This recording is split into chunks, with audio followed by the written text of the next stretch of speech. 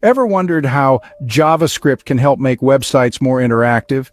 Well, JavaScript is a programming language that brings life to the web. It's the secret ingredient that breathes interactivity into your browsing experience, making static web pages dynamic. With JavaScript, you can create animations, handle user input, or even develop games. It's a vital tool in modern web development, powering the functionality behind countless websites.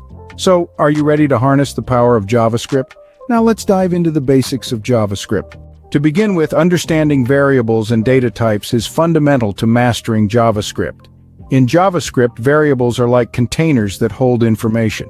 They're essentially named storage for our data. This data can come in different forms, which we refer to as data types. First off, we have strings, which are sequences of characters wrapped in quotes. Think of words or sentences. Next, we have numbers, which include all numerical values, be it integers or decimals. Then we have booleans, representing logical values true or false. We also have null, a special keyword representing no value or no object. Undefined is another data type that a variable can hold if no value has been assigned to it. And finally, we have objects, complex data structures that can hold different types of data. These are the building blocks of JavaScript, providing a foundation for more complex coding tasks.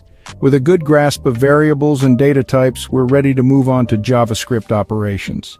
Operations in JavaScript are the building blocks of any functional code. They are the tools we use to manipulate data and create dynamic functionality.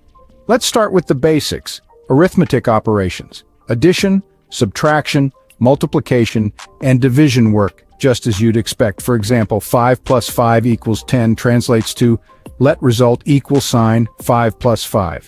Next, we have assignment operations. They assign values to variables. For instance, let x equal sign 10 assigns the value of 10 to the variable x. Moving on to comparison operations, they compare two values and return a boolean, true or false. An example being 5 is less than 10, which is 510 in JavaScript returns true. Lastly, logical operations. They operate on boolean values and are used to test multiple conditions. An example is true and false, written as true and false, returns false. Great. You've just had a quick tour of JavaScript's basic operations. In a nutshell, JavaScript plays a crucial role in creating dynamic and interactive web content. It's the backbone of web development, enabling us to manipulate variables and work with various data types. We've delved into how to use operations to create complex functions and how these elements work together to form the foundation of JavaScript coding. Keep practicing these basics and you'll be well on your way to mastering JavaScript. Remember, practice makes perfect.